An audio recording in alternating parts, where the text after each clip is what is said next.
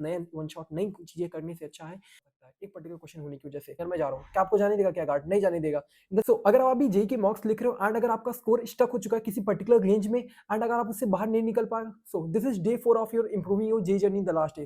देखो पर्टिकुलरली अगर तुम्हारा मार्क्स किस जोन में जाके फिक्स हो चुका है और आप उससे इंप्रूव नहीं कर पा रहे हो, अगर नहीं निकल पा रहे हो तो आपके लिए बहुत प्रॉब्लमेटिक सिचुएशन होने वाली है, क्योंकि आप आखिरी का टाइम आ चुका है जहां पर आपको उस जोन से निकलना पड़ेगा। क्योंकि अगर वही स्कोर होगा, अगर आप उस जोन से नहीं अभी नहीं निकल पा रहे हो, तो आपके जेईई मेंस के मॉक पे भी आप वही पर्टिकुलर स्कोर आ रहा होगा एंड अगर वो अच्छा नहीं आ रहा है दैट मींस आपका जेईई मेंस भी खराब हो सकता है। सो आपको पर्टिकुलरली अपने आप को इंप्रूव करना पड़ेगा। सो एग्जैक्टली होता क्यों है एंड इसके पीछे का रीजन क्या है? देखो आपको एक आपका यहाँ पर एक बोर्ड है एंड बोर्ड में स्विचेस है, ठीक है। अब आपको मैं देता हूँ टेस्टर। टेस्टर क्या करेगा? मैंने यहाँ पर लगाया एंड चेक किया बिजली आ रही है कि नहीं आ रही, करंट आ रहा है कि नहीं आ रहा है। मैं आपको दो और लगाऊं, अगर आपका रेड लाइट जल रहा है दैट मींस उसमें इलेक्ट्रिसिटी आ रही है। अगर नहीं आ रही है, ठीक है, नहीं आ रही है, मान लो आपने फर्स्ट टाइम चेक किया नहीं आ रहा है, सेकंड टाइम आप उसको जाके फिर से चेक करते हैं एंड फिर से नहीं आ रहा है, आप फिर से जाके चेक करते हो नहीं आ रहा है, तो बार बार क्यों चेक कर रहे हो? What does it mean? आप पर्टिकुलरली अगर आपके मॉक स्कोर नहीं इंक्रीज हो रहा है, व्हाट डज इट मीन? आपकी जो प्रिपरेशन लेवल है उस चीज में आपके अभी अच्छी नहीं है। तो काइंड ऑफ अपना जो 3-3 घंटा बैठ के आप मॉक लिख रहे हो तो भी आपको बहुत ज्यादा बेनिफिट नहीं करने वाला है।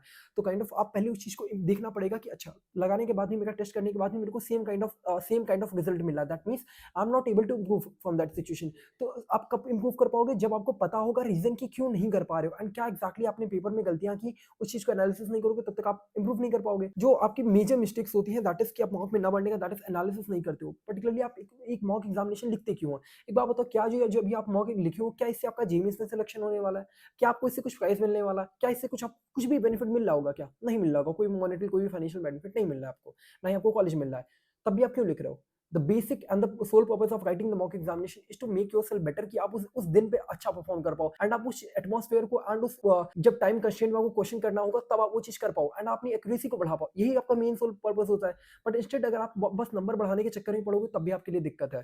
सो आपको सबसे पहले अगर आप मॉक दे रहे हो तो जो आपका सोल पर्पस है उस चीज को देखते हुए आप मॉक को लिखेंगे। ये नहीं कि तुक्का मार रहे हैं उसमें बैठ के, नहीं, वहां नंबर नहीं लाना, इस मॉक में नंबर नहीं लाना है आपको, उस तरीके से आपको मॉक वहां दिन लाना है। तो कोई भी ऐसी चीज नहीं कर रहे होगा तुक्का लगाना, ये सब काम नहीं।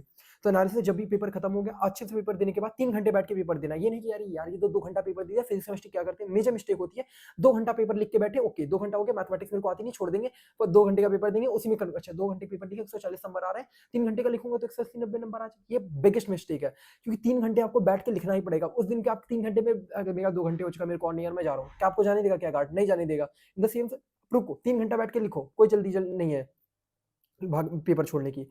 एंड अगर आप एक और चीज देखोगे, आप जो पर्टिकुलर मिस्टेक्स कर रहे हो कि अगर मॉक आपने लिखा है, जितने भी मॉक्स अभी लिखे आप काइंड ऑफ उसको वापस जाओ, नए मॉक लिखने से पहले आप उस मॉक्स पे वापस जाके आप देखो कि क्या मिस्टेक्स आपने एक्जैक्टली पेपर में की हुई है, क्योंकि आपको जो माइंड होता है काइंड ऑफ वो सेम पैटर्न को फॉलो कर रहा होगा, सेम साइकोलॉजिकली उस तरीके से देखोगे ना, ओके इसी टाइप की मिस्टेक हो रही, कैलकुलेशन मिस्टेक हो रही है, यहाँ पर ये मिस्टेक हो रही है, तो काइंड ऑफ आपको पैटर्न मिलेगा कि आपका जो माइंड है, आपने जो प्रिपरेशन की है उसके अकॉर्डिंगली आपको जो पैटर्न बनना होगा कि हाँ this kind of mistake I am doing. ये पर्टिकुलर हर इंडिविजुअल के लिए अलग हो सकता है, ठीक है। तो आपको पैटर्न बनना होगा, तो उस पैटर्न को आपको ऑब्जर्व करना है कि ये मैं गलती कर रहा हूँ एंड मेरे को ये नहीं, ये इंप्रूव करना है। एंड आपको करना क्या एक्जैक्टली, आप बनाना क्या करना कि एक काइंड ऑफ डायरी लेना, ठीक है, जितने भी आपने मॉक लिखे हैं just go to that mocks and particularly एक एक क्वेश्चन देखना, ओके यहाँ पर क्या गलती हुई है, क्या कंसेप्ट है जो मैं की गलती कर रहा हूँ, तो उन पर्टिकुलर कंसेप्ट को आपको जाकर रिवाइज करना। अब क्या करो, एक कंसेप्ट है, मान लो नॉन इक्वेशन का क्वेश्चन गलत हुआ तो क्या करोगे, सिर्फ नॉन इक्वेशन पढ़ोगे? नहीं, जब कोई पर्टिकुलर क्वेश्चन आपको पता चल चुका है ये मैं गलत कर रहा हूँ, ये इसका कंसेप्ट नहीं हो रहा है मेरे से सही, तो आप क्या करो उस पर्टिकुलर कंसेप्ट पे जाओ, रिवाइज कर लो, फिर इस क्वेश्चन को जाके अटेम्प्ट करो वापस से, यानी कि मॉक के बीच में नहीं, जब खत्म हो जाए तब एनालिसिस के टाइम पे उसको पर्टिकुलर क्वेश्चन को दोबारा करो। First thing. सेकंड, जब आप उस क्वेश्चन को रिवाइज करोगे तो उसके आगे पीछे की भी चीजें आपको रिवाइज कर लेनी है। क्यों क्यों कर लेनी? क्योंकि पर्टिकुलर उस इस कंसेप्ट आपने अभी गलत हुआ है, मे बी उसके अगल बगल वाला कंसेप्ट आपको अच्छे से रिवाइज नहीं, तो आप जाओगे एक पर्टिकुलर क्वेश्चन की रिवाइज करने के अगल बगल की भी चीजें आपको रिवाइज करनी होगी, ठीक। नेक्स्ट आता है that is you have to avoid the every silly mistake. What does it mean? आपको जो सिली मिस्टेक्स हो रही हैं, आपको आपको लग रहा है वो छोटी सी गलती है, छोटी सी गलती ही बड़ी बहुत बड़ी गलती मिलती है। आपको क्या लगता है प्लस माइनस की छोटी सी गलती क्या बड़ी चीज नहीं है? काइंड ऑफ एक पर्टिकुलर अगर तुम्हारे कोई जेईई के क्वेश्चन में 10 स्टेप्स हो रहे हैं, अगर आपका 10 स्टेप में से एक स्टेप भी अगर स्टार्टिंग का या आखिरी का कुछ भी गलत हो, पर्टिकुलर आपके 4 नंबर जा रहे होंगे। एंड सबसे इंपॉर्टेंट चीज आपको ये समझना होगा दैट इज कि अगर आपका कोई एग्जामिनेशन में एक क्वेश्चन गलत होता है तो किस तरीके से तुम्हारे पर्टिकुलरली वो पहली बात -1 मार्किंग कराता है, दैट इज -1 आपको मिलने होंगे, +4 जो आपको मिल सकता था वो नहीं मिलेगा। एंड आपने जो टाइम स्पेंड कर दिया उस पर्टिकुलर क्वेश्चन में, वो अगर आप अगर वो किसी ऐसे क्वेश्चन में लगाते जो कि आपको आ रहा होता है, आप सही करते तो आपको +4 मिल रहा, तो काइंड ऑफ देख सकते हो 9 नंबर का भी डिफरेंस आ सकता है एक पर्टिकुलर क्वेश्चन होने की वजह से, ठीक है। एंड एनालिसिस किस तरीके से करनी है, तो फर्स्ट थिंग इज दैट आती है कि कोई भी पर्टिकुलर क्वेश्चन रॉन्ग हुआ है, क्या रीज़न है उसके पीछे? वो रॉन्ग हो सकता है, पर्टिकुलर तुम्हें शायद कंसेप्ट ना पता हो। कंसेप्ट पता होने के सेंस है तुम्हें एग्ज़ैक्टली उसका मतलब नहीं पता था कि ओके इस तरीके से भी इसका कंसेप्ट होता है। मान लो जैसे तुमने पोलराइजेशन का कंसेप्ट है, पर्टिकुलर जो लाइट आती है वो अनपोलराइज लाइट होती है, ठीक है? अनपोलराइज से पोलराइज करने में आई नॉट बाई 2 हो जाएगी इसकी इंटेंसिटी। ये बात शायद वो नहीं पता थी, तुम्हें सिर्फ फॉर्मूला पता था। तो काइंड ऑफ क्या है, एक कंसेप्चुअल गैप है तुम्हारे उस पर्टिकुलर कंसेप्ट के बीच, जिसकी वजह से क्वेश्चन रॉन्ग होगा। तो तुम्हें अगर कंसेप्चुअल दिक्कत हो सकती है तो उसको तुम्हें इंप्रूव करना पड़ेगा। फॉर्मूला कोई प्लस 2 आ रहा है, यहाँ डिवाइड बाई 2 है, मल्टीप्लिकेशन में 2 था, ये नहीं पता चल पा रहा है तुमको, तो उसमें गलती कर सकते हो। पैनिक की वजह से सिचुएशन में आखिरी में टाइम कम बच रहा है, उसकी वजह से क्वेश्चन गलत कर दियो, या फिर याद नहीं है एग्जामिनेशन में, यार ये यहाँ क्या करना था, ये करना था।